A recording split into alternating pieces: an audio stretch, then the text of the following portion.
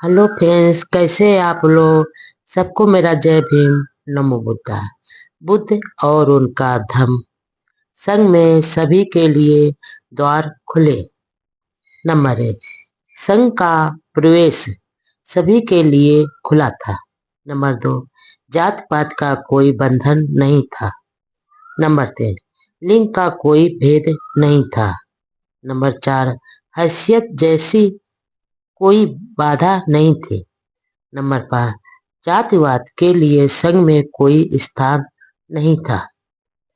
Number 6, सामाजिक हैसियत का संघ में कोई स्थान नहीं था। नंबर 7, संघ में सभी एक समान थे। नंबर 8, संघ में सदस्य का दर्जा जन्म से नहीं बल्कि गुणों से निश्चित होता था। नंबर 9, जैसा तथागत ने कहा था, संघ एक समुद्र के समान है और भिक्षु उन नदियों के समान है जो समुद्र में विलीन हो जाती है। नंबर 10, नदी का अपना अलग नाम होता है और अपना अलग अस्तित्व होता है। नंबर 11, लेकिन जैसे ही नदी समुद्र में प्रवेश करती है, उसका ना ही कोई पृथक नाम रह जाता है और ना ही पृथक अस्तित्व। नंबर 12, उसके साथ मिलकर वह एक हो जाती है। नंबर 13, संघ के संबंध में भी यही बात है। जब एक भिक्षु संघ में प्रवेश करता है तो वह समुद्र के जल की तरह अन्य सब के साथ मिलकर एक हो जाता है। नंबर 14, तथागत ने कहा, उसकी कोई पृथक जात नहीं रही, उसकी कोई पृथक हैसियत नहीं रही। नंबर 15, संघ के अंदर यदि कोई वर्गीकरण था तो पुरुष स्त्री की दृष्टि से था। भिक्षु संघ का संगठन पृथक था और भिक्षुणी संघ का संगठन पृथक। नंबर 16, संघ में प्रवेश पाने वाले दो वर्गों में विभाजित थे, श्रामणेर तथा भिक्षु। नंबर 17, 20 वर्ष से कम आयु वाला कोई भी व्यक्ति श्रामणेर बन सकता था।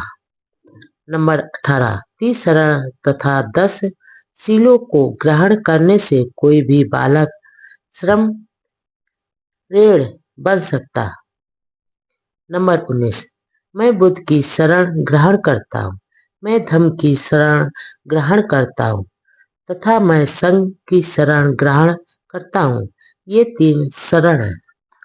नंबर 20, मैं प्राणी हिंसा से विरत रहूंगा, मैं चोरी नहीं करूंगा, मैं ब्रह्मचार्य से विरत रहूंगा, मैं झूठ नहीं बोलूंगा तथा मैं नशीले पेय पदार्थों से विरत रहूंगा। नंबर 21, मैं विकार भोजन से विरत रहूंगा, मैं नाच गाना बजाना गंदी और अश्लील बातों आदि से विरत रहूंगा, मैं अपने आप को सजाने तथा अलंकृत करने से विरत रहूंगा, मैं ऊंची शैया अर्थात ऐशो आराम से विरत रहूंगा तथा मैं जात रूप रजत सोना चांदी को ग्रहण करने से विरत रहूंगा। नंबर 22, इस प्रकार ये 10 शील है। नंबर 23, 1 श्रामणेर जब चाहे संघ छोड़कर ग्रस्त बन सकता है। एक श्रामणेर एक भिक्षु से जुड़ा रहता है और उसका अधिकांश समय उसी की सेवा में व्यतीत होता है। एक प्रकार से उसने प्रवज्ञा नहीं ली होती है। नंबर 14, 2 अवस्थाओं में से गुजरने पर आदमी भिक्षु पद तक पहुंचता है। पहली अवस्था प्रवज्ञा कहलाती है और दूसरी अवस्था उपसंपदा। उपसंपन्न होने पर ही कोई व्यक्ति भिक्षु बनता है।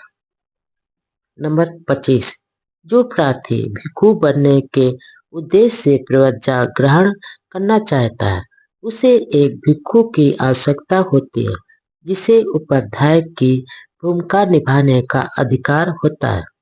कम से कम 10वीं तक जो भिक्षु रहा हो वही उपाध्याय हो सकता है। नंबर 26, इस प्रकार का प्रार्थी जो उपाध्याय द्वारा स्वीकार कर लिया गया हो परिवाजक कहलाता है और उसे उपाध्याय की सेवा करते हुए उसी के संरक्षण में रहना पड़ता है। नंबर 27, शिक्षण काल समाप्त होने पर उसका उपाध्याय ही अपने परिवाजक का नाम संघ के सामने प्रस्तावित करता है। संघ की विशेष बैठक किसी को उपसंपन्न करने के लिए ही बुलाई जाती है। उपसंपदा के लिए उपसंपदार्थी को स्वयं संघ से प्रार्थना करनी पड़ती है।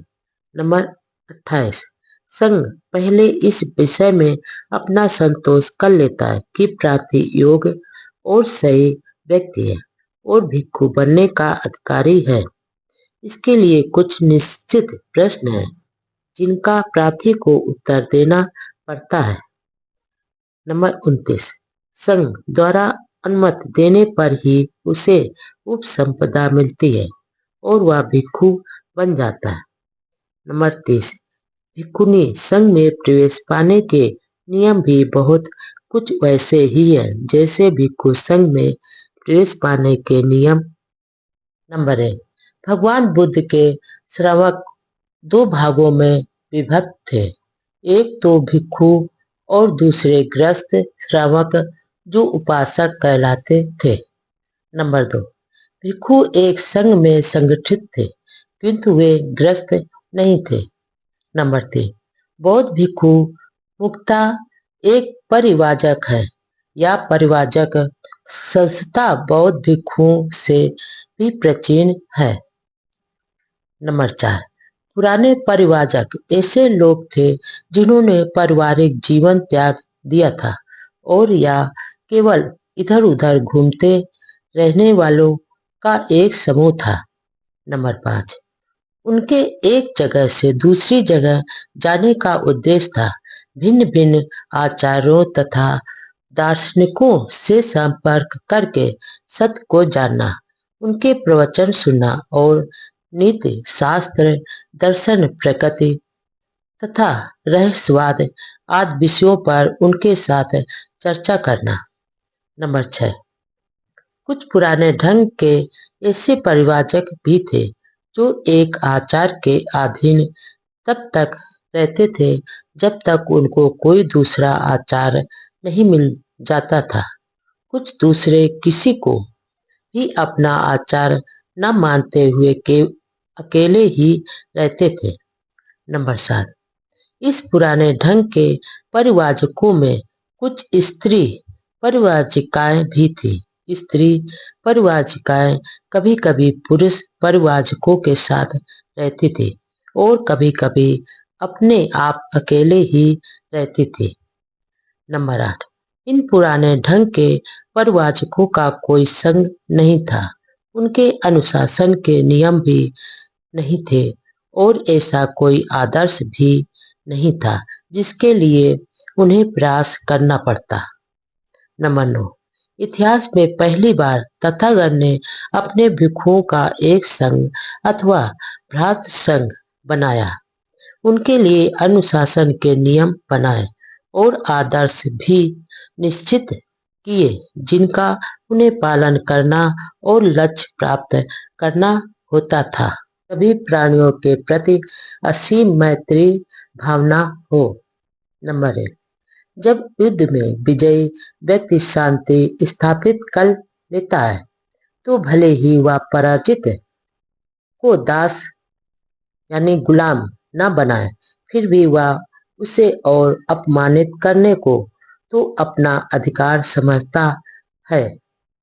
भगवान बुद्ध का इस विषय में स्पष्ट रूप से सर्वथा भिन्न दृष्टिकोण था। उनका यह मानना था कि यदि शांति का कुछ भी अर्थ है तो उसका यही अभिप्राय होना चाहिए कि विजेता अपना यह कर्तव्य समझे कि वह अपनी विजय का उपयोग पराजित व्यक्ति की सेवा करने में ही करेगा। इस बारे में उन्होंने भिक्षुओं को जो कुछ कहा वह इस प्रकार है। नंबर 2, शांति स्थापित हो जाने पर निपुण आदमी के लिए आवश्यक है कि वह स्वयं को योग्य, मृदुभाषी, दयालु, अभिमान रहित, सीधा, कृतज्ञ आचरण में, अनुशासन युक्त, हाजिर जवाब, हठ से दूर, घटिया और गिरे आचरण से मुक्त और डांट डपट से दूर आदि गुणों से युक्त सिद्ध करे। नंबर 3, सभी प्राणी सुखी रहे, सभी का कल्याण हो, सभी दुर्बल सबल प्राणी शांतिपूर्वक रहें, बड़े या छोटे प्राणी, अदृश्य अथवा निकट एवं दूर रहने वाले, उत्पन्न हो चुके अथवा उत्पन्न होने वाले सभी प्राणी आनंद पूर्वक रहें। नंबर 4, कोई एक दूसरे का अपमान न करे, क्रोध या घृणा के वशीभूत होकर कोई किसी का बुरा ना चाहे। नंबर 5, जिस प्रकार माता अपनी जान पर खेलकर अपने इकलौते बच्चे को घायल होने से बचाती है, वैसे ही सभी प्राणियों के प्रति भावनाओं, विश्व में ऊपर नीचे चारों ओर सभी प्राणियों के प्रति असीम मैत्री भावनाओं, जिसमें लेश मात्र घृणा ना हो, शत्रुता ना हो। नंबर 6, खड़े रहते, चलते फिरते, बैठे रहते, लेटे हुए अपनी पूरी शक्ति के साथ बस यही चिंतन करें, इसे ही ब्रह्म विहार कहते हैं। युद्ध मानव विकास में बाधक है। नंबर 1, एक बार ऐसा हुआ कि मगध राज अजातशत्रु ने घुड़सवार और पैदल सेना इकट्ठी करके कौशल राज पस्य नदी के राज्य के एक हिस्से काशी जनपद पर आक्रमण बोल दिया।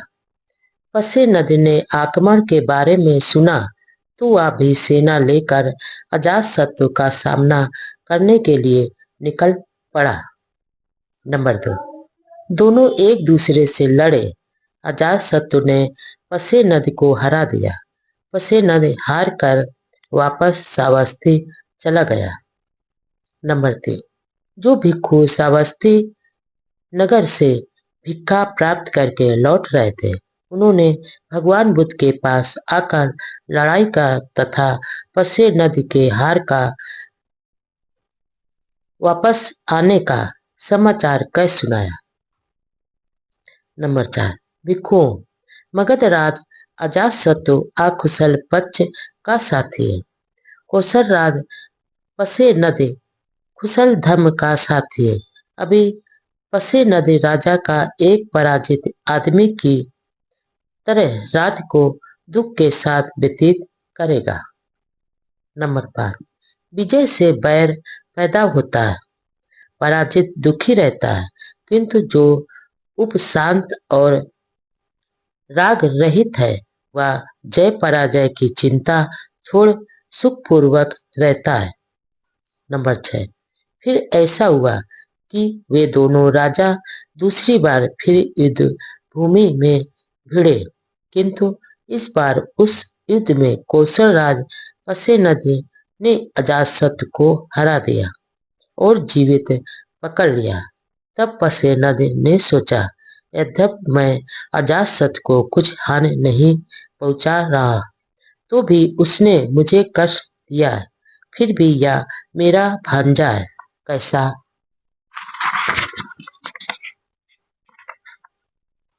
रहेगा यदि मैं उसे जीवित छोड़ दूं, किंतु उसकी सारी सेना, हाथी घोड़े रथ और पैदल सेना को अपने अधिकार में ले लूं।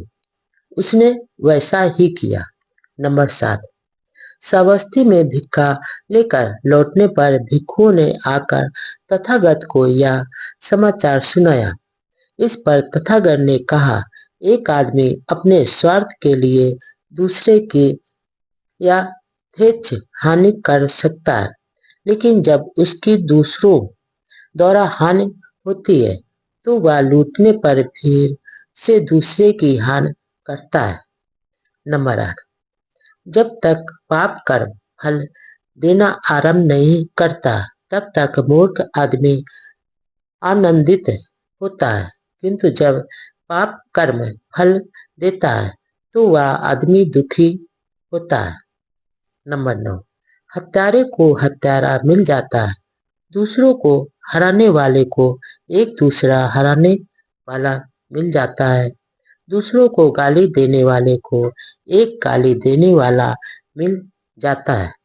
नंबर 10, इस प्रकार कर्म के विकास के फलस्वरूप जो आदमी दूसरे को कष्ट पहुंचाता है वह स्वयं भी कष्ट पाता है। सामाजिक व्यवस्था पर ही निर्भर करती है। नंबर 1, एक समय भगवान बुद्ध राजगृह में गृद्धकूट पर्वत पर ठहरे थे। नंबर 2, उस समय मगध राज वैदेही पुत्र अजातशत्रु बच्चियों पर आक्रमण करना चाहता था। उसने अपने मन में कहा, चाहे वे कितने भी शक्तिशाली क्यों न हो, मैं उन बच्चियों का समूल नाश कर दूंगा। मैं इन वज्जियों को बिल्कुल नष्ट कर डालूंगा। नंबर 3, अतः उसने मगध के प्रधानमंत्री वर्षकार ब्राह्मण को बुलाया और कहा। नंबर 4, ब्राह्मण तुम आओ, अब तुम भगवान बुद्ध के पास जाओ और मेरी ओर से उनके चरणों में अभिवादन करना, फिर उनका कुशल समाचार पूछना कि वे निरोग और स्वस्थ तो हैं और आनंद पूर्वक तो रह रहे हैं। नंबर 5, और जब उनसे कहना कि मगधराज वैदेही पुत्र अजातशत्रु वज्जियों पर आक्रमण करना चाहता है, चाहे वो कितने ही शक्तिशाली क्यों न हो, वह उन वज्जियों का सर्वनाश करके ही रहेगा। नंबर 6, ऐसा कहने पर तथागत जो कुछ भी कहें उसे ध्यानपूर्वक सुनना और आकर मुझे बताना, क्योंकि बुद्धों का कथन कभी असत्य नहीं होता।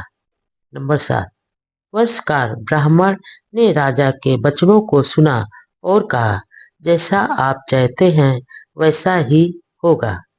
अनेक सुंदर सुंदर रथ जितवाकर वह गृद्धकूट पर्वत पर जा पहुंचा। नंबर 8, वहां पहुंचकर वर्षकार ब्राह्मण ने तथागत को अभिवादन किया, उनका कुशल समाचार पूछा और राजा की आज्ञा के अनुसार मगधराज का संदेश तथागत को दिया।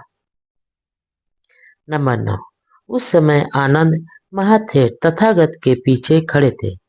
तथागत ने आनंद को संबोधित किया, आनंद, क्या तुमने सुना है कि वज्जीगण प्रायः अपनी सार्वजनिक बैठकें करते रहते हैं? नंबर 10, आनंद महाथेर ने उत्तर दिया, हाँ भगवान, मैंने ऐसा सुना है। नंबर 11, तथागत ने आगे कहा, आनंद, जब तक वज्जीगण अपनी सार्वजनिक बैठकें करते रहेंगे तब तक उनका पतन नहीं होगा बल्कि समृद्धि ही होगी। नंबर 12, आनंद, जब तक वज्जीगण मिलजुल कर व्यापक स्तर और समय पर सार्वजनिक बैठकें करते रहेंगे तब तक उनका पतन नहीं होगा बल्कि समृद्धि ही होगी। नंबर 13, आनंद, जब तक वे पूर्ण स्थापित नियमों के स्थान पर कुछ नया नहीं बनाएंगे, प्राचीन समय से चली आ रही वज्जियों की प्रथा के अनुसार कार्य करते रहेंगे। नंबर 14, जब तक वे अपने ज्येष्ठ वज्जियों का आदर सत्कार करते रहेंगे, उनकी आवश्यकताएं पूरी करते रहेंगे और उनकी बातों को महत्व देना अपना कर्तव्य समझते रहेंगे।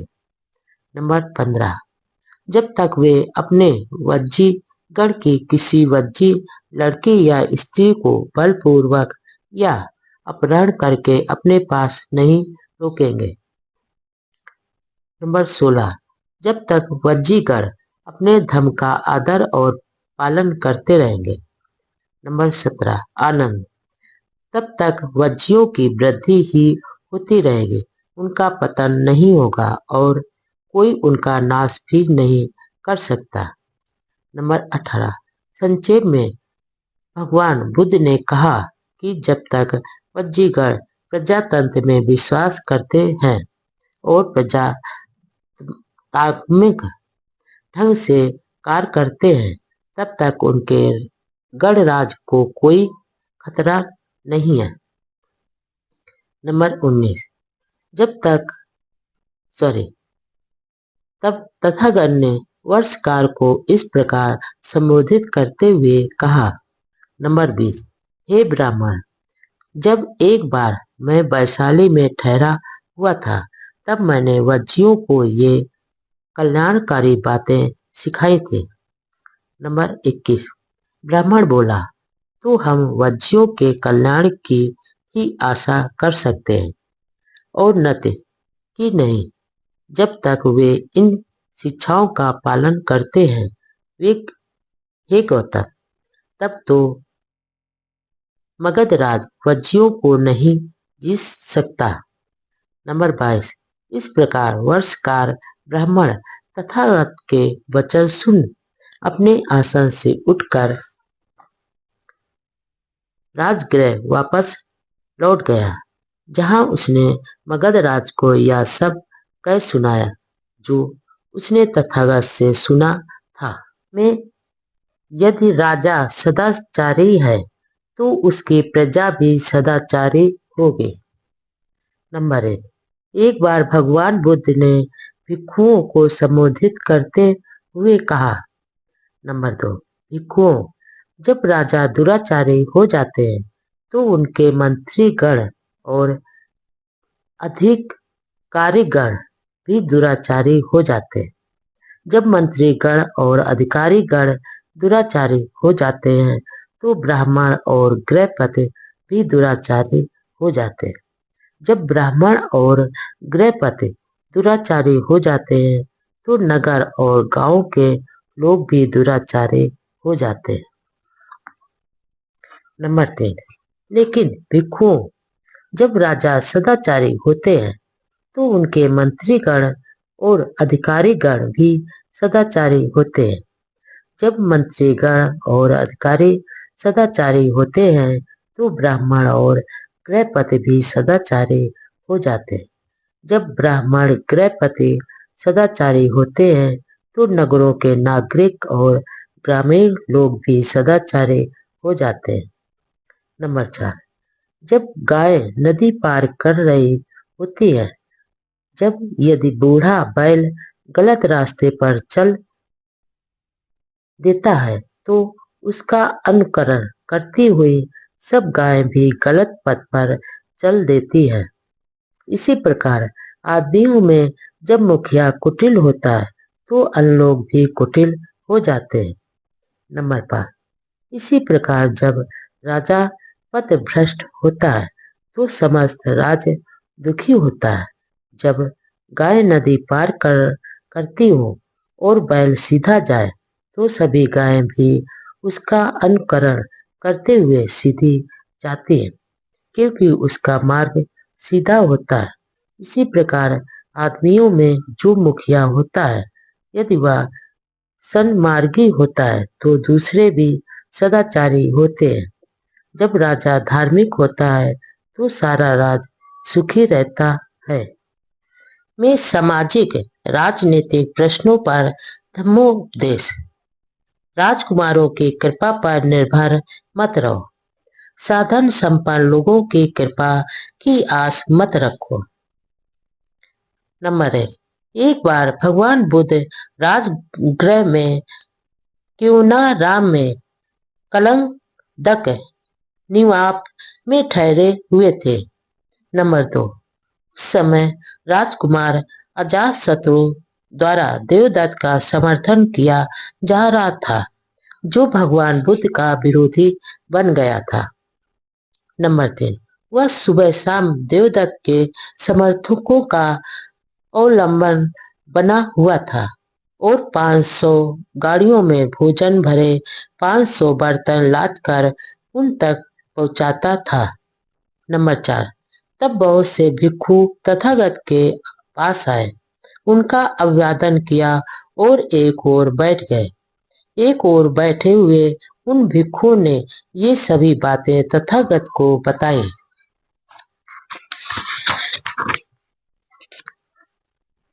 नंबर 5, तब तथागत ने भिक्षुओं को संबोधित करते हुए कहा, भिक्षुओं, राजाओं के लाभ सत्कार कृपा और खुशामद की इच्छा मत करो।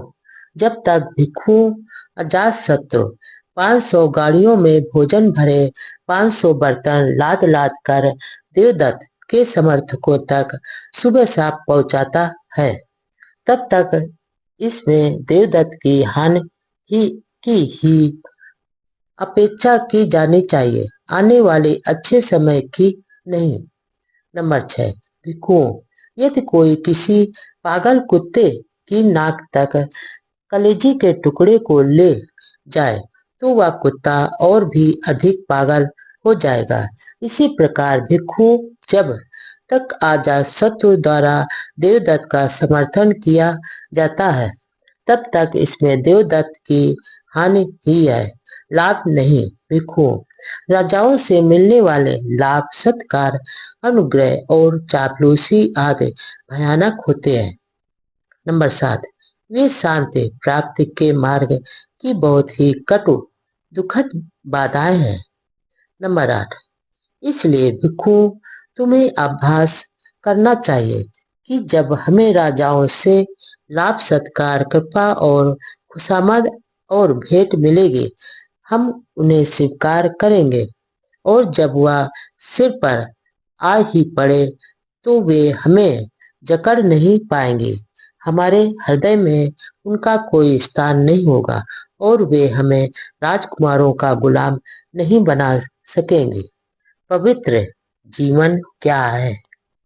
नंबर 1, एक बार जब भगवान बुद्ध चारका कर रहे थे, उन्होंने अपने व्यवहार के अनुसार साथ में चल रहे भिक्षुओं को इस प्रकार उपदेश दिया।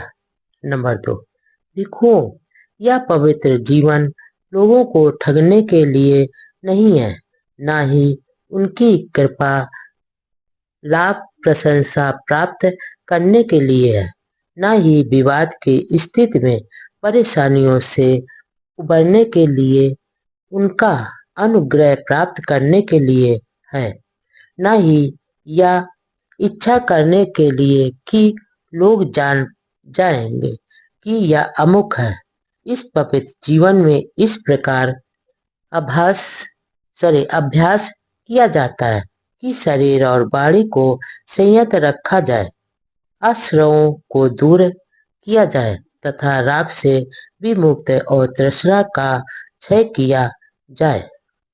स्नान से नहीं, धम्म से शरीर स्वच्छ व निर्मल होता है। नंबर 1, एक बार भगवान बुद्ध श्रावस्ती में विहार कर रहे थे। उस समय संगारव ब्राह्मण ही वहीं रह रहा था। वह पानी से शुद्धि मानने वाला था और पानी से शुद्धि का अभ्यास करता था। प्रायः रात दिन स्नान करना ही उसकी आदत बन गई थी। नंबर 2, अब पूज्य भंते आनंद प्रातःकाल चीवर धारण कर अपना पात्र चीवर साथ ले श्रावस्ती में भिक्षाटन के लिए निकले। श्रावस्ती में भिक्षा ग्रहण करके भोजन कर चुकने के बाद लौटकर आनंद महाथेर तथागत के पास पहुंचे, अभिवादन किया और एक ओर बैठ गए। इस प्रकार बैठे हुए आनंद महाथेर ने कहा, नंबर 3, भगवान, यहाँ श्रावस्ती में संगारव नाम का एक ब्राह्मण रहता है। वह पानी से शुद्धि में विश्वास रखता है और पानी से शुद्धि का अभ्यास करता है। रात दिन अधिकांश समय स्नान करना उसकी आदत बन गई है। भगवान, अच्छा हो यदि आप संगारोह ब्राह्मण पर अनुकंपा करके उससे भेंट करने चले। नंबर 4, तथागत ने मौन रहकर अपनी स्वीकृति दी। नंबर 5, दूसरे दिन प्रातःकाल तथागत अपना चीवर पहन पात्र चीवर साथ ले संगारोह ब्राह्मण के घर जा पहुंचे।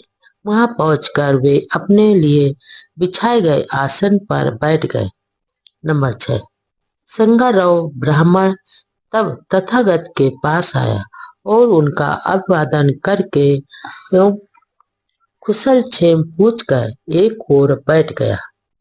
नंबर 7, इस प्रकार उसके बैठ जाने पर संगारोह ब्राह्मण से तथागत ने पूछा, ब्राह्मण, जैसा लोग कहते हैं, क्या यह सच है कि तुम जल से शुद्धि में विश्वास रखते हो, पानी से शुद्धि का अभ्यास करते रहते हो और रात दिन अधिकांश समय स्नान करना तुम्हारी आदत बन गई है?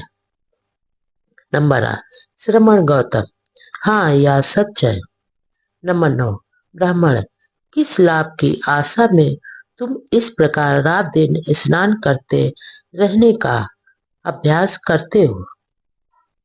नंबर 10, श्रमण गौतम, यह इस तरह है कि दिन में मुझसे जो कुछ भी पाप कर्म होता है, मैं उसे उसी दिन सायंकाल स्नान द्वारा धो डालता हूँ।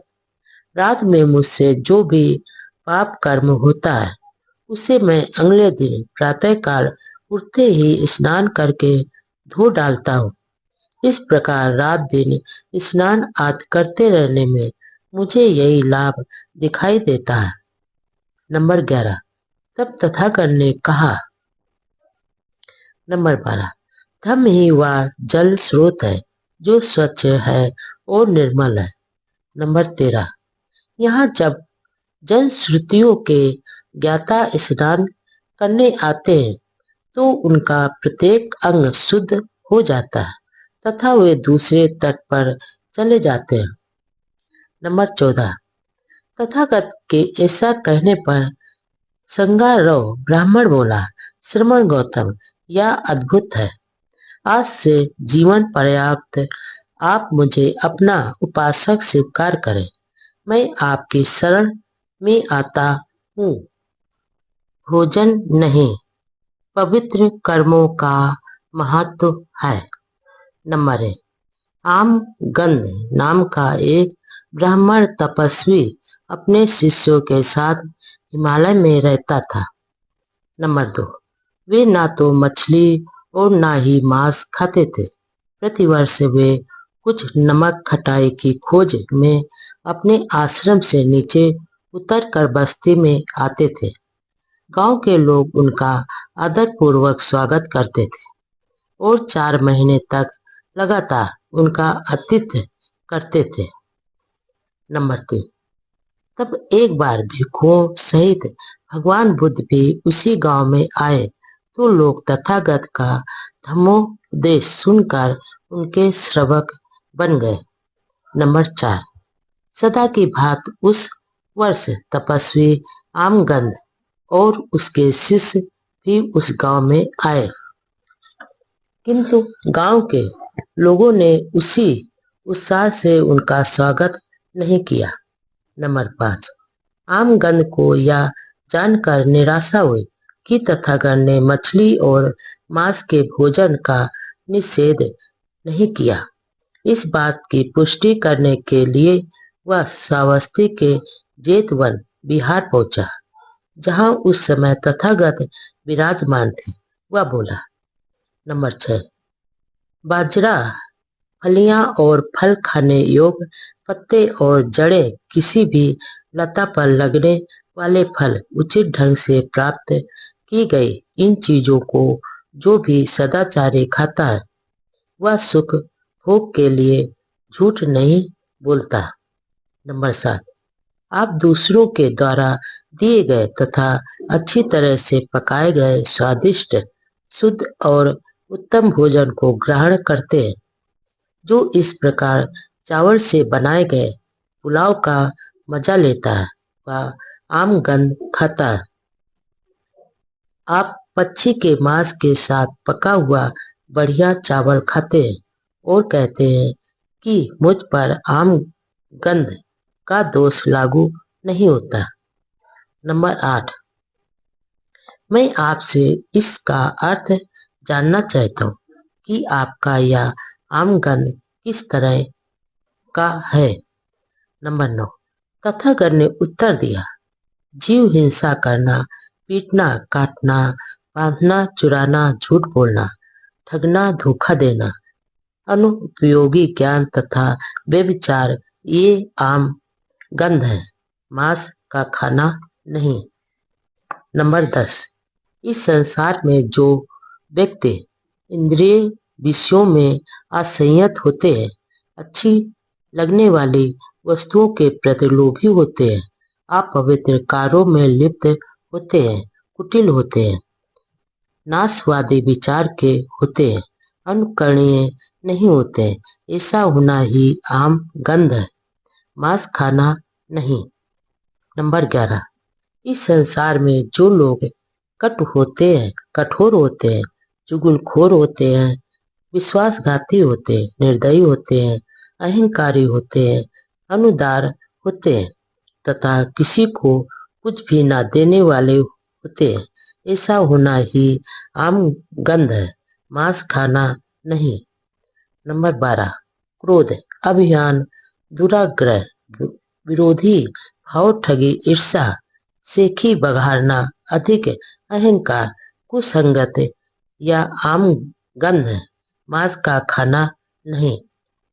नंबर 13, जो दुष्शील होते हैं, कर्ज को लौटाते नहीं है, दूसरे की झूठी निंदा करते हैं, ढोंगी होते हैं, जो इस संसार में निकृष्टतम होते हैं तथा इस प्रकार के दुष्कर्म करते हैं, यही आम गंध है, मांस का भोजन नहीं। नंबर 14, जो लोग संसार में दूसरों के प्रति असंयत होते हैं, जो दूसरों को हानि पहुंचाने में लगे रहते हैं, दूसरों की वस्तुएं छीन लेते हैं, दुष्शील होते हैं, निर्दयी होते हैं, कठोर होते हैं तथा अनादर करने वाले होते हैं, ऐसा होना ही आम गंध है, मांस भोजन नहीं। नंबर 15, जो लोभ या द्वेष के कारण प्राणियों पर आक्रमण करते हैं तथा सदैव कुकर्म करने के लिए तत्पर रहते हैं, वे मरणातर अंधकार में जाते हैं और सिर के बल नरक में गिरते हैं, ऐसा होना ही आम गंध है, मांस भोजन नहीं।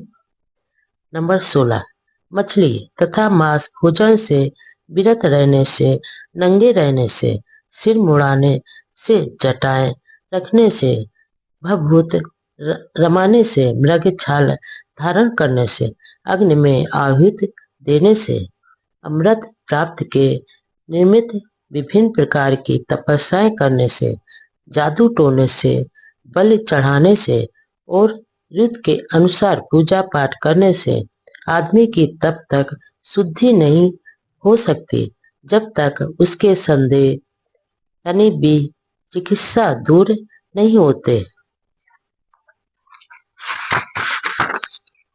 नंबर 17, संयत इंद्रिय है, जागरूक है।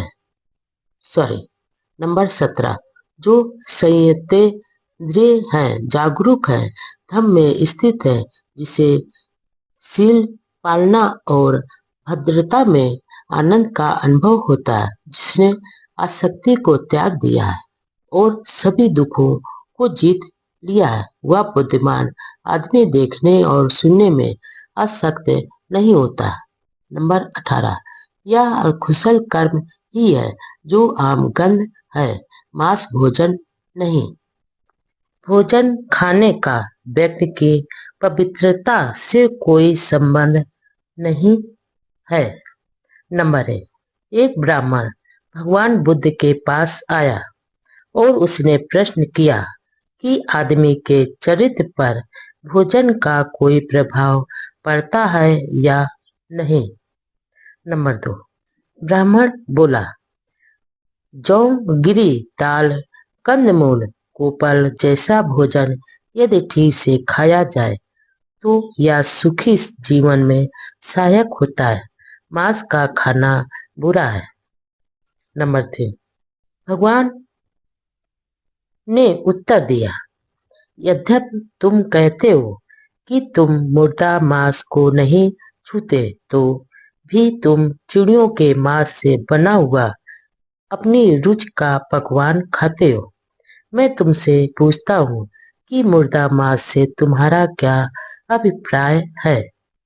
नंबर 4, किसी प्राणी की हत्या करना, किसी का अंग भंग करना, मारना, पीटना, बांधना, चोरी करना, झूठ बोलना, ठगी, छल कपट, व्यभिचार, ये सब मांस नहीं है तो भी ये मुर्दा मांस के भोजन जैसे ही है। नंबर 5, काम भोगों के पीछे पड़े रहना, पेटूपन, अपवित्र जीवन, वैर विरोध, ये सब मांस नहीं है तो भी ये मुर्दा मांस के बराबर ही है। नंबर 6, चुगली, निर्दयता, विश्वासघात, अत्यधिक अभिमान तथा घटिया कंजूसपन, ये सब मांस नहीं है तो भी ये मुर्दा मांस के बराबर है। नंबर 7, क्रोध, अहंकार, विद्रोह, चालाकी, ईर्ष्या, डींग हाँकना, अहंकार, कुसंगत, ये सब मांस नहीं है तो भी ये मुर्दा मांस के बराबर है।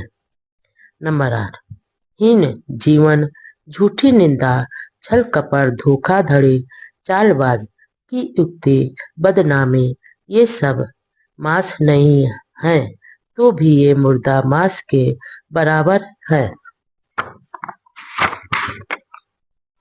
नंबर 9, भावावेश में हत्या तथा चोरी करना, ये अपराध सर्वनाश से भरे हैं और नरक के द्वार है। ये मांस नहीं है तो भी ये मुर्दा मांस के बराबर है। नंबर 10, न ही मांस और मच्छी आहार के त्याग से, न ही नग्न रहने से, न ही चोटी रखने से, न ही मुंडे रहने से, न ही मृग छाल पहनने से, न ही अग्नि पूजा से, न ही भविष्य के सुख के लिए तपस्या करने से, न ही धोने से, न ही यज्ञ हवन से और न ही धार्मिक अनुष्ठान से वह व्यक्ति स्वच्छ हो सकता है, जिसमें संदेह भी चिकित्सा है। नंबर 11, अपनी इंद्रियों को संयत रखो, अपने ऊपर काबू रखो, सत्य का पालन करो और दयावान रहो। जो शांत पुरुष सब बंधनों को तोड़ देता है और सब बुराइयों को समाप्त कर लेता है, वह सब कुछ देख सुनकर भी निष्कलंक अनासक्त रहता है। नंबर 12, तथागत से इस ऊंचे त्राण यानी रक्षा करने वाले सत्य धर्म की देशना सुनकर ब्राह्मण ने मुर्दा मांस की निंदा की और सभी बुराइयों का परित्याग करके तथागत के समक्ष विनम्रता पूर्वक झुककर वही प्रवज्जा हेतु याचना की। ईश्वर से प्रार्थनाएं और याचनाएं करना बेकार है। नंबर 1, एक बार भगवान बुद्ध ने वह सेठ से बातचीत करते हुए कहा। नंबर 2, यदि यह अचिरवती नदी ऊपर तक लबालब भरी हो और एक आदमी जिसे नदी के दूसरे तट पर काम हो, वह आए और इसे पार करना चाहे। नंबर 3, और किनारे पर खड़ा होकर वह दूसरे किनारे का आवाहन करे, हे उधर के किनारे इस ओर आओ, हे उधर के किनारे इधर आओ। नंबर 4, हे वाह सेठ, तुम क्या समझते हो कि आदमी के प्रार्थना करने से और आवाहन करने से, आशा करने से, स्तुति करने से क्या वह दूसरा किनारा उधर से इधर चला आएगा? नंबर 5, ठीक इसी प्रकार वह सेठ, 3 वेदों के जानकर ब्राह्मण उन गुणों के अभ्यास को छोड़कर जो वास्तव में किसी को सच्चा ब्राह्मण बनाते हैं, और उन 2 गुणों का अभ्यास करके जो व्यक्ति को आप ब्राह्मण बनाते हैं, ऐसी प्रार्थनाएं करें। नंबर 6, हे इंद्र, हम तेरा आवाहन करते हैं, हे ब्रह्मा, हम तेरा आवाहन करते हैं, हे ईशान, हम तेरा आवाहन करते हैं, हे प्रजापति, हम तेरा आवाहन करते हैं, हे ब्रह्म, हम आवाहन करते हैं, आवाहन करते हैं, आवाहन करते हैं। नंबर 7, वह सेठ, वास्तव में ऐसी प्रार्थना, ऐसा आवाहन, ऐसी आशा और ऐसी स्तुति करने के कारण ये ब्राह्मण अपनी मृत्यु के बाद क्या ब्रह्मा में लीन हो जाएंगे? निश्चय से इन कारणों से ऐसा हो ही नहीं सकता। मृत्यु के बाद के जीवन की चिंता व्यर्थ है। नंबर 1, एक बार पूज्य भिक्षु महाकश्यप तथा भंते सारपुत्र वाराणसी के पास ऋषि पतन के मृग दांव में ठहरे हुए थे। नंबर 2, भंते सारपुत्र शाम के समय ध्यानावस्था से उठकर भंते महाकश्यप के पास गए और एक ओर बैठ गए। नंबर 3, इस प्रकार बैठे हुए सारपुत्र ने भंते महाकश्यप से कहा, कश्यप, क्या तथागत मृत्यु के पश्चात रहते हैं? नंबर 4, भगवान बुद्ध ने यह व्यक्त नहीं किया कि तथागत मृत्यु के बाद रहते हैं। नंबर 5, तब क्या तथागत मृत्यु के बाद रहते भी हैं और नहीं भी रहते हैं? नंबर 6, भगवान बुद्ध ने यह भी व्यक्त नहीं किया कि तथागत रहते भी हैं और नहीं भी रहते हैं। नंबर 7, तो क्या तथागत मृत्यु के बाद नहीं भी रहते? भगवान बुद्ध ने यह भी व्यक्त नहीं किया है। नंबर 8, किंतु तथागत ने इसे अव्यक्त क्यों रखा? नंबर 9, यह एक ऐसा प्रश्न है जिसका मानवता के लाभ से अथवा श्रेष्ठ जीवन के आरंभिक सिद्धांत से कोई भी संबंध नहीं है। इससे न ही पूर्ण प्रज्ञा और न ही निर्वाण प्राप्त किया जा सकता। यही कारण है कि तथागत ने इसे अव्यक्त रखा है। जीवन में सम्यक दृष्टि का प्रथम स्थान क्यों है? नंबर 1, आर अष्टांगिक मार्ग में सम्यक दृष्टि श्रेष्ठतम है। नंबर 2, सम्यक दृष्टि श्रेष्ठ जीवन के प्रत्येक अंग की भूमिका है, चाबी है और ज्ञान का बोध कराती है। नंबर 3, और सम्यक दृष्टि यानी प्रज्ञा की जानकारी का न होना सभी बुराइयों की जड़ है। नंबर 4, सम्यक दृष्टि के विकास के लिए आवश्यक है कि आदमी जीवन की प्रत्येक घटना को प्रत्यय सम उत्पन्न जाने। सम्यक दृष्टि रखने का अर्थ है प्रत्यय सम उत्पाद यानी कार्य कारण के नियम को जान लेना।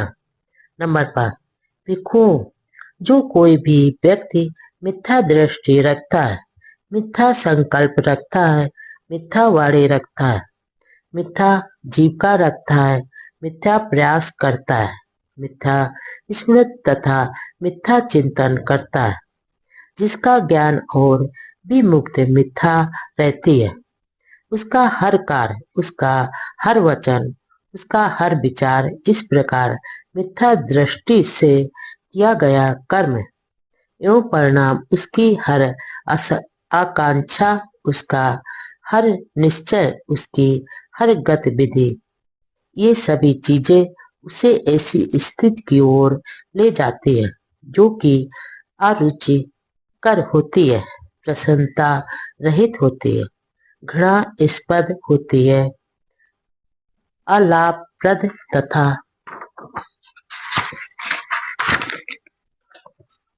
दुखद होती है। ऐसा क्यों? मिथ्या दृष्टि के कारण। नंबर 6, ठीक, आचरण ही पर्याप्त नहीं है। एक छोटे बालक का आचरण ठीक हो सकता है, किंतु इसका यह अर्थ नहीं कि उसे ठीक आचरण का ज्ञान है। ठीक आचरण के लिए ठीक आचरण का ज्ञान आवश्यक है। नंबर 7, आनंद किसे अर्थात भिक्षु कहा जा सकता है? अर्थात भिक्षु से ही कहा जा सकता है जिसने पूर्ण ज्ञान प्राप्त कर लिया है कि विवेक से क्या संभव और विवेक के अभाव में क्या असंभव है। 5 बंधन। नंबर 1, एक बार तथागत सावस्ती में अनाथ पिंडक के जेठ वनाराम में विहार कर रहे थे। तब तथागत ने भिक्षुओं को संबोधित किया। भिक्षुओं, भदंत कहकर भिक्षुओं ने उत्तर दिया। तब तथागत ने इस प्रकार कहा। नंबर 2, भिक्षुओं, मेरे द्वारा बताए गए उन 5 बंधनों का ध्यान रखो जो आदमी को नीचे की ओर ले जाते हैं। नंबर 3, इस पर भिक्षु मालूक्य पुत्र ने तथागत से इस प्रकार निवेदन किया। नंबर 4, भगवान, मैं उन 5 बंधनों का ध्यान रखता हूँ। नंबर 5, मालूक्य पुत्र, तू उन 5 बंधनों का किस प्रकार ध्यान रखता है? नंबर 6, भगवान, मुझे ध्यान है जो आपने शरीर की अवस्था यानी सत्कय, दिट्ठी, बीच चिकित्सा यानी संदेह, अनुष्ठान एवं धार्मिक कृत्य पर निर्भरता, विषय शक्ति में आनंद और द्वेष के बारे में बताया है कि ये सभी बंधन है जो पतन की ओर ले जाते हैं। ये 5 बंधन है जिनके बारे में मैं जागरूक रहता हूँ। नंबर 7, मालूक्य पुत्र, ये 5 बंधन किसके लिए बताए गए? क्या तू इन 5 बंधनों को ध्यान में रखता है? क्या दूसरे मतों के अनुयायी छोटे बालक की उपमा देकर भत्सना के लिए तुझे ऐसा नहीं कहेंगे? नंबर 8, किंतु मालूक्य पुत्र, आकाश की ओर मुंह करके लेटे हुए अबोध छोटे बालक की काया अविकसित होती है। उसमें सत्काय दिट्ठी कहाँ से उत्पन्न हो सकती है? फिर भी उसमें सत्काय दिट्ठी के प्रति प्रवृत्ति तो होती ही है। नंबर 9, इस प्रकार मालूक्य पुत्र, आकाश की ओर मुंह करके लेटे हुए अबोध छोटे बालक का चित्त अविकसित होता है। तब उसमें चित्त की बीज चिकित्सा कहाँ से उत्पन्न हो सकती है? हाँ, फिर भी उसमें बीज चिकित्सा की प्रवृत्ति रहती है। नंबर 10, इसी प्रकार मालूक्य पुत्र, इस अवस्था में उसका शील युक्त आचरण नहीं हो सकता। तब उसमें शील व्रत यानी अनुष्ठान एवं धार्मिक कृत्य पर निर्भरता कहाँ से आएगी? फिर भी उसमें शील व्रत संबंधी निर्भरता की प्रवृत्ति रहती है। नंबर 11। इसी प्रकार मालूकय पुत्र उस अबोध बालक में कोई कामासक्ति नहीं होती है, तब उसमें कामासक्ति की इच्छा कहाँ से आएगी? किंतु फिर भी उसमें भी कामासक्ति की प्रवृत्ति रहती है। नंबर 12।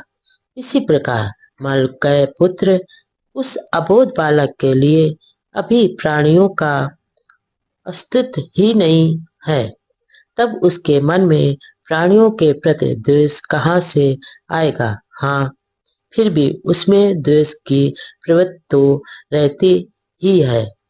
नंबर 13। अब क्या मालूकय पुत्र दूसरे मतों के अनुयायी छोटे अबोध बालक की उपमा देकर तेरी भर्त्सना नहीं करेंगे? नंबर 14। जब यह कहा जा चुका तो महाथेर ने तथागत से निवेदन किया, सुगत, अब आपके लिए विश्राम करने का समय है।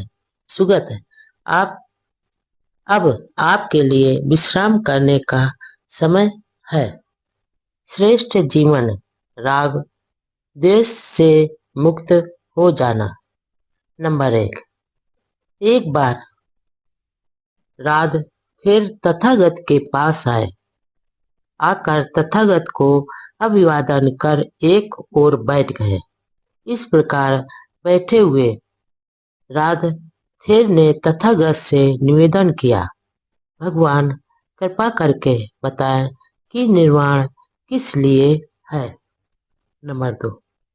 भगवान बुद्ध ने उत्तर दिया, निर्वाण का अर्थ है राग द्वेष से मुक्त हो जाना। नंबर 3। लेकिन भगवान निर्वाण का उद्देश्य क्या है? नंबर 4। राध श्रेष्ठ जीवन जीना ही निर्वाण है, निर्वाण ही लक्ष्य है, निर्वाण प्राप्त ही उद्देश्य है। निर्वाण क्या है? नंबर 1। एक बार भगवान बुद्ध सावस्ती में अनाथ पिंडक के जेत वनाराम में विहार कर रहे थे। वहीं पर भंते सारपुत्र भी ठहरे हुए थे। नंबर 2। तथागत ने भिक्षुओं को संबोधित करते हुए कहा, भिक्षुओं, तुम्हें धम्म का दायाद यानी उत्तराधिकारी बनना चाहिए, भौतिक वस्तुओं का नहीं, क्योंकि मेरे मन में तुम सब के लिए अनुकंपा है, इसलिए धर्मानुसार मैं चाहता हूं कि तुम ऐसे ही बनो। नंबर 3। इतना कहकर तथागत उठे और अपनी कुटी में चले गए। नंबर 4। भंते सारपुत्र पीछे रह गए। भिक्षु ने सारपुत्र से प्रार्थना की कि वह बताए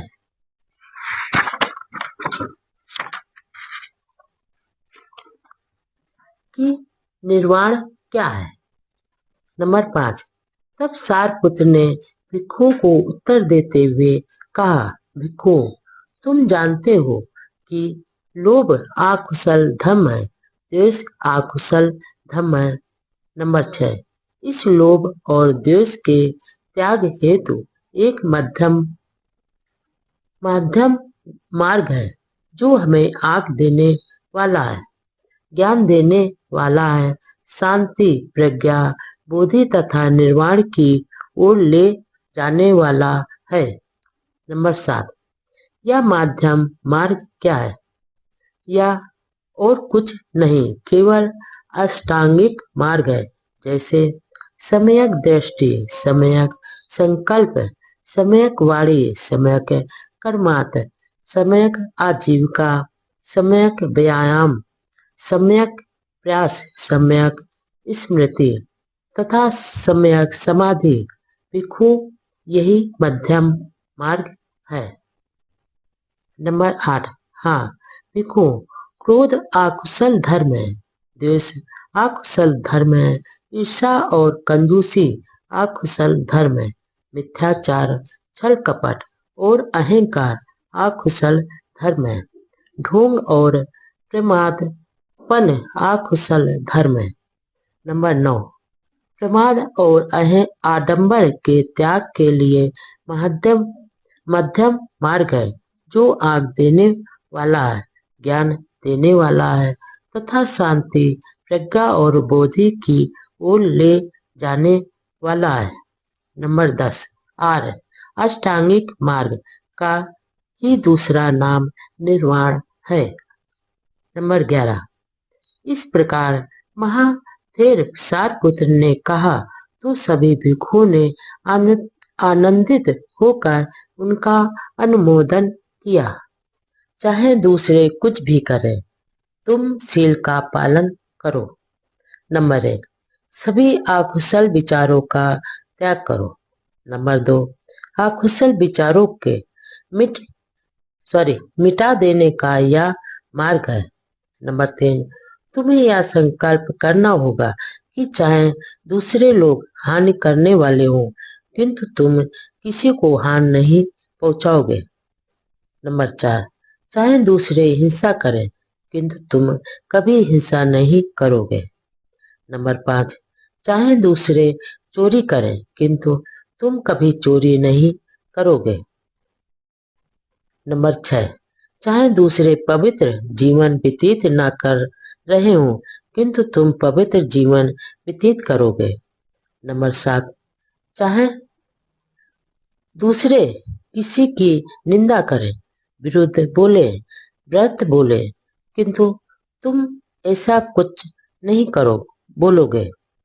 नंबर 8, चाहे दूसरे झूठ बोले, निंदा करें, दोषारोपण करें अथवा बकवास करें, लोभ लालच करें, किंतु तुम किसी प्रकार का लोभ लालच नहीं करोगे।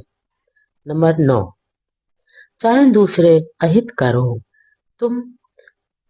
किंतु तुम अहितकर नहीं होगे।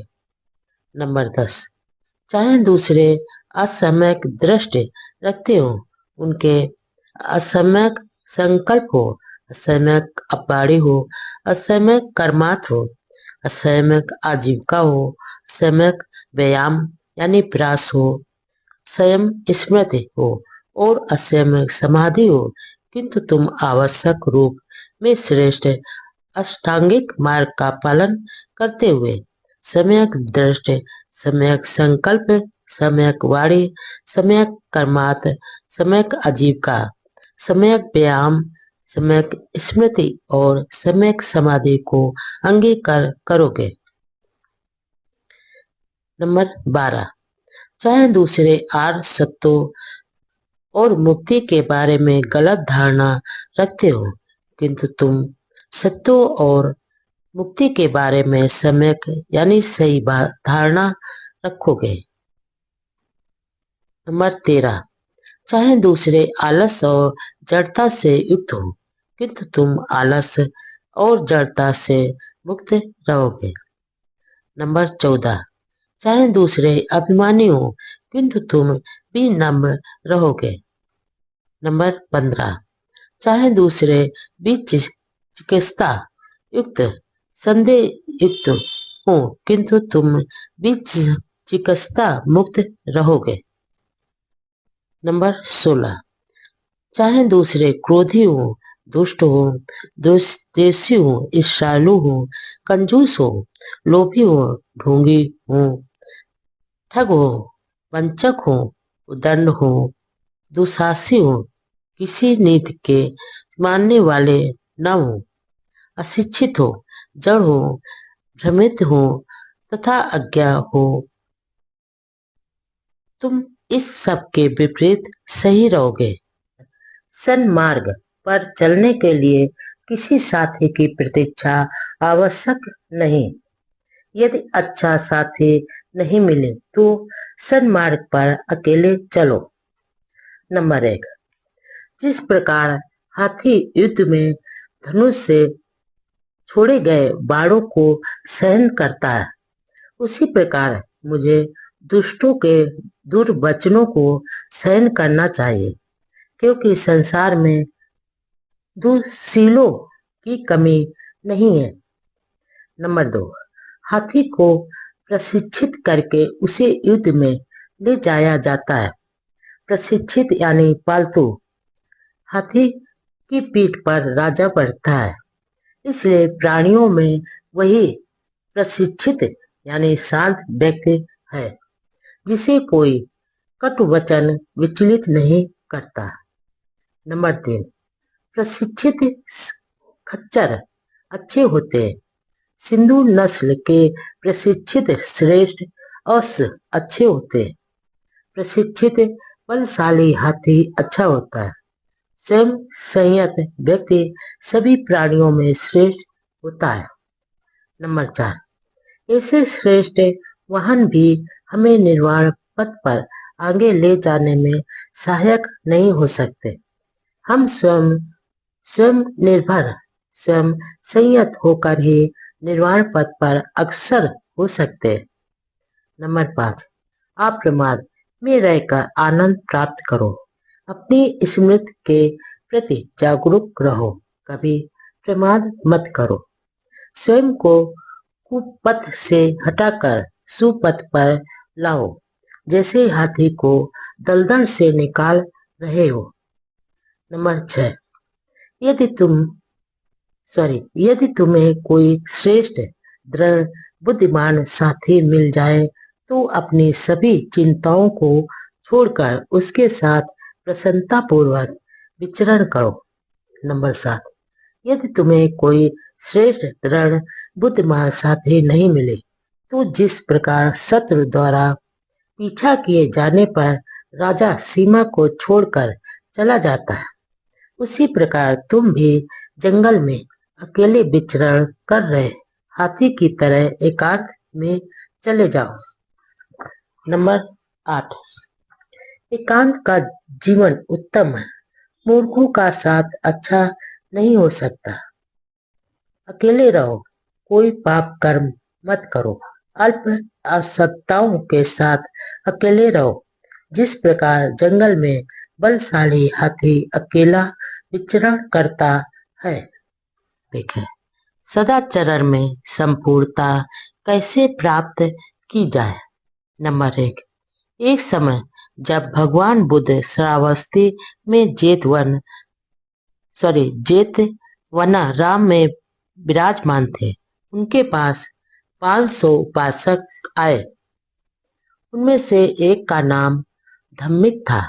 नंबर 2, धम्मिक ने तथागत से पूछा, किन आदर्शों द्वारा आपके श्रावक सदाचरण में पूर्णता प्राप्त करते हैं। नंबर 3, मैं आपसे यह प्रश्न इसलिए पूछता हूँ क्योंकि आप जन कल्याण के अनुपम शास्ता है। नंबर 4, प्रशिक्षित जैन लोग और परिवाजक आपसे पार नहीं पा सके। विद्वान आयु प्राप्त वृद्ध ब्राह्मण अन्य जन के साथ अपना मत व्यक्त करने के इच्छुक आपके सत्य वचन के अनुयायी बन जाते हैं। आपके द्वारा उपदिष्ट सत्य सूक्ष्म है, किंतु अत्यंत सुअख्यात है, जिसे सुनने के लिए सब लोग तरसते हैं। भगवान कृपा करके हमें इस प्रश्न का उत्तर दे। नंबर 5, भगवान, हम उपासकों को आपके मुख से आपका परिशुद्ध धर्म सुनने को मिले। नंबर 6, अपने उपासकों पर करुणा करने वाले तथागत ने उन व्रती उपासकों को कहा, ध्यान से सुनो, मैं तुम्हें सदाचरण के आदर्श समझाता हूँ। सुनो और उनके अनुसार आचरण करो। नंबर 7, हत्या न करो, जान से नहीं मारो, ना ही हत्या का अनुमोदन करो। किसी भी सबल अथवा दुर्बल प्राणी के साथ हिंसा नहीं करनी चाहिए। नंबर 8, किसी भी उपासक को जानबूझकर चोरी नहीं करनी चाहिए, ना ही चोरी करानी चाहिए। दूसरे जो कुछ दे बस वही लेना चाहिए। नंबर 9, व्यभिचार को आग के गड्ढे के समान समझकर उससे दूर रहे अथवा स्वयं संयमी न हो। पाने पर किसी विवाहित स्त्री का चरित्र न बिगाड़े। नंबर 10, किसी परिषद में, अदालत में या बातचीत में झूठ ना बोले, न किसी को झूठ बोलने के लिए प्रेरित करें अथवा उसका समर्थन करें। असत्य का त्याग करें। नंबर 11, उपासक को चाहिए कि इस नियम का पालन करे। नशीले पदार्थों को ग्रहण ना करे, किसी को इसका पान न कराए, किसी के नशीले पदार्थ पान करने का अनुमोदन न करें। विचार करें कि शराब आदमी को कैसे पागल बनाकर पतन की ओर ले जाती है। नंबर 12, शराब के नशे में उपासक पाप कर बैठते हैं तथा दूसरे प्रमादी उपासकों को पाप में प्रवृत्त करते हैं। इसलिए इस पागल बनाने वाले व्यसन का, इस मूर्खता का, इस मूर्खों के स्वर्ग का परित्याग करें। नंबर 13, प्राणी हिंसा न करे, चोरी न करे, झूठ न बोले, नशीले पेय पदार्थों से दूर रहें, व्यभिचार से विरत रहें तथा रात को विकाल भोजन न करें। नंबर 14, सुगंधियों तथा पुष्पमालाओं आदि का त्याग करें तथा भूमशैया पर सोएं। इस प्रकार सभी उपसत दिनों में यह व्रत ग्रहण करें और पवित्र मन से इस अष्टांगिक व्रत का पालन करें। नंबर 15, प्रातः काल इन व्रतों का पालन करें और शुद्ध श्रद्धा युक्त चित्त से बुद्धिमान बने और भिक्षुओं को यथा सामर्थ्य भोजन तथा पेय पदार्थों का दान करें। नंबर 16, माता पिता की सेवा करें, सदाचरण युक्त धंधा करें। इस प्रकार दृढ़ श्रद्धावान उपासक उच्च पद को प्राप्त करता है। भिक्षु और उसका कठोर व्रत। नंबर 1, एक उपासक अथवा एक श्रामणेण भी शील ग्रहण करता है, उसे उनका पालन करना होता है। नंबर 2, एक भिक्षु तो उन शीलों को ग्रहण करने के साथ साथ उन्हें कभी ना तोड़ने का व्रत भी ग्रहण करता है। यदि वह उन व्रतों को भंग करता है तो वह दंड का भागी होता है। नंबर 3, एक भिक्षु स्त्री गमन से विरत रहने का ग्रहण करता है। नंबर 4, एक भिक्षु चोरी से विरत रहने का व्रत ग्रहण करता है। नंबर 5, एक भिक्षु किसी प्राकृतिक शक्ति के बारे में सेखी ना मारने का व्रत ग्रहण करता है। नंबर 6, एक भिक्षु किसी की हत्या न करने का व्रत ग्रहण करता है। नंबर 7, एक भिक्षु नियमों का द्वारा प्रदत्त अनुमति के अतिरिक्त किसी भी अन्य वस्तु को न ग्रहण करने का व्रत लेता है। नंबर 8, भिक्षु के पास इन 8 चीजों के अतिरिक्त और कुछ नहीं होना चाहिए।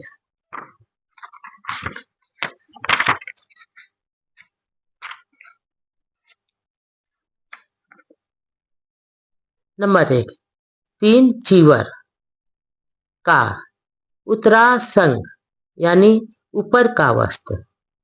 नंबर खा उत्तरासंग यानी अंदर का वस्त्र। नंबर का सा गाटी यानी सर्दी आदि से बचाव के लिए दोहरी चादर। नंबर 2, कमर पर लपेटने की एक पेटी। नंबर 3, भिक्षा पात। नंबर 4, उस्तरा यानी रेजर। नंबर 5, सुई धागा। नंबर 6, पानी छानने का कपड़ा। नंबर 9, एक भिक्षु अंकिचनता का व्रत लेता है, उसे भोजन मांग कर ही खाना चाहिए। उसे एकाहारी या विकाल भोजन विरत होना चाहिए।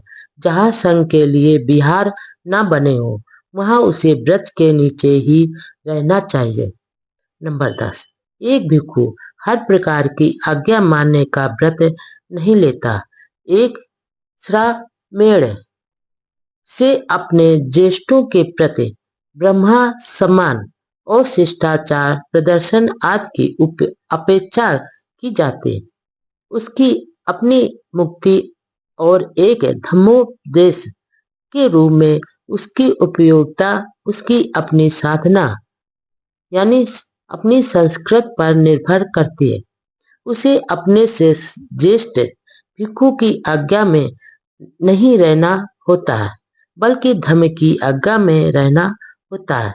उसका ज्येष्ठ न किसी प्राकृतिक प्रज्ञा का ही मालिक माना जाता है और न उसके पास कोई ऐसी ही सामर्थ्य होती है जो उसे पाप मुक्त कर सके। वह अपने ही गुण बल पर खड़ा रहता है और अपने ही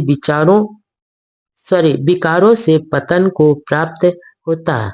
इसके लिए उसे सोचने की स्वतंत्रता रहनी ही चाहिए। नंबर 11, व्रतों के भंग होने से भिक्षु पराजिका का अपराधी बन जाता है। पराजिका का दोषी पाए जाने पर दंड के परिणाम स्वरूप उसे संघ से निकाल दिया जाता है।